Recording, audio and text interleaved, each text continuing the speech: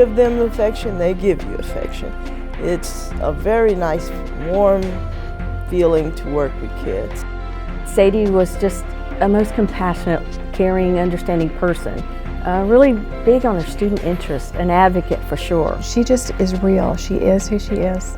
And you know that she genuinely cares about you and cares about what you're doing and wants the best for kids. I like people, you know, so elementary, middle school, high school, had lots of friends. Sadie is a genuine person who forms relationships easily and honestly. Sadie Woodard is. She really and truly cares about people in general, about kids, about the counselors, staff, everybody. She just cares and she wants everybody to do well. It was not a problem for me to realize that this is my passion, this is where I want to be. The inner drive that she would have for the passion for the students, to make sure that we would pursue our careers and achieve our goals and be very successful in school and have fun at the appropriate time. She was just an inspiration. I just, every time I think of her, I smile. There was no doubt that Sadie was ahead of her time. She just makes you feel good and that you can do anything. One-on-one, unique concern for the student. She has some kind of magnetism with children, and they just love her like a Mother Teresa. Compassion was her strength of all things. She's somebody for all of us to look up to. Rock star. I was a rock star. You can have the most fun any place, any time with students. You know, you're a science teacher. Every day those students walk in there, they want you to blow up something. I said, have something going on, some activity going on. When they walk into the classroom, something that's going to stimulate their imagination. Dress up sometimes. They walk in there and they say, who is this person, you know? Have a little fun with them. You know, you dress up as a clown one day and be in your class. Every student in the school is going to be looking in your classroom, see what's going on in there, you know? So a teacher who wants to overcome her stress and all of that, add a little fun, come up with a little creativity. Let's do some things. Involve the students creatively. Let's act out a play. You know, kids can do all kinds of stuff. She is just fun. I mean, she's just fun and she laughs and she has the greatest laugh and the kids are drawn to her, I think. I remember she was just always there for students and parents. She knew she could contact different parents to help in the community. There were quite a few individuals when you think about the families she could call on back then. If you watch Sadie in that school, the children come to her, loving on her. The staff are there. It's like they know in advance what a legacy she has had and how genuine a person she is. I have never had more fun than when I coach girls basketball and volleyball. Kids are just special. You can get things out of them that you never would imagine. I mean, they can dig deep. And when they think you believe in them, they give you 110%. They give it all to you. They say, leave it all out on the court. If I said leave it all out there, they left it all out there. You know, they were, oh, it's a special time in my life. I really enjoyed that. Well, I attended Jersey Village and Cypher. That's where Sadie Woodard was my coach. And that's the first thing when I talked to some of my high school teammates, and they go, oh my gosh, yes, Miss Woodard, oh my gosh, remember she'd come in the gym and she would say, come on, I'm gonna play you one-on-one. She was always there and she'd always be on our level and would kid with us and would, you know, and would encourage us, and she'd always have some kind of word of wisdom for us. You know, it was something different every day.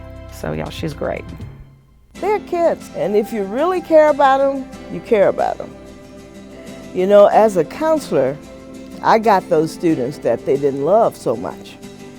And I was able to give them a pat on the back or a hug, or they would come around because they knew I didn't hold anything against them. I cared about them, and I wanted to help them work out whatever was causing them problems in the classroom or with the teacher or whatever. So if they had a problem, they'd come by and see me, you know. and we'd work it out. When I was at Jersey Village as a student, back in the late 70s through the early 80s, it was that 4-year time period, Sadie was my counselor along with others there, and Sadie was the one you kind of went to, whether it be a class change concern or you were experiencing difficulty with the subject. And Sadie just kind of said, well, let's think about this. And the thing I remember most is Sadie had those stenographer pads. When I was making my decision on the university to attend, she really kind of pushed me into an area that I was a little unclear of. And she said, go for it. You can do it. You're very successful.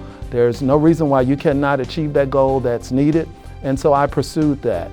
And I will forever be grateful for Ms. Woodard. She gave me a lot of insight as to how to deal with some particular students that I was having difficulty with. If it was right for that child and it was going to make that child successful, then that's what Sadie did.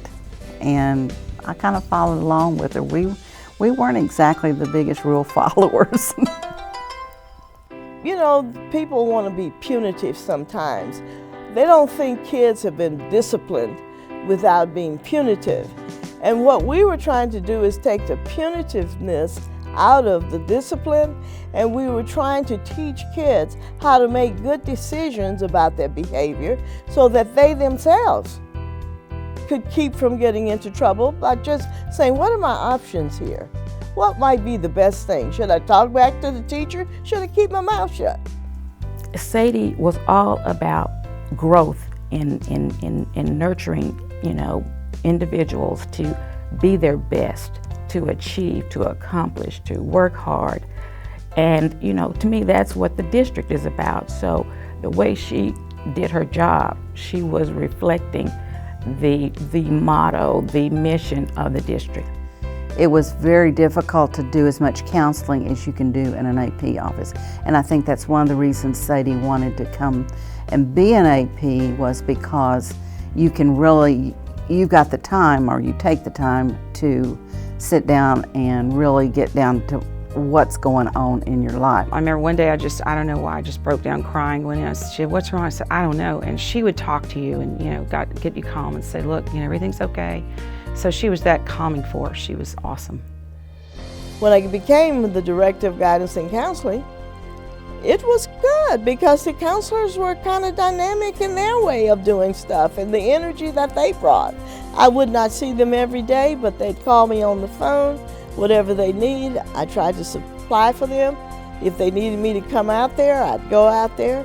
It was always something going on. She could make a difficult situation somehow have a positive light to it, which was so awesome for all of us who were working under her leadership. She was so powerful in pulling us together and having all counselors have input. But she had a way of letting you work, just talking to her, you could work through the problem and come up with a solution. It's pretty fortunate to know, wow, you've been with someone who's your counselor as a student, and now you're as a role of a counselor, looking forward to it. So I was hired, and at that time only the jobs that were only available were elementary school counseling, and I had always been a secondary teacher. And Sadie, I remember her words, "Love, I think you can do this." That's why Woodard is going to be a great school. What pleases me most is that I can see that the building reflects the values that I have in many ways. The principal has that philosophy.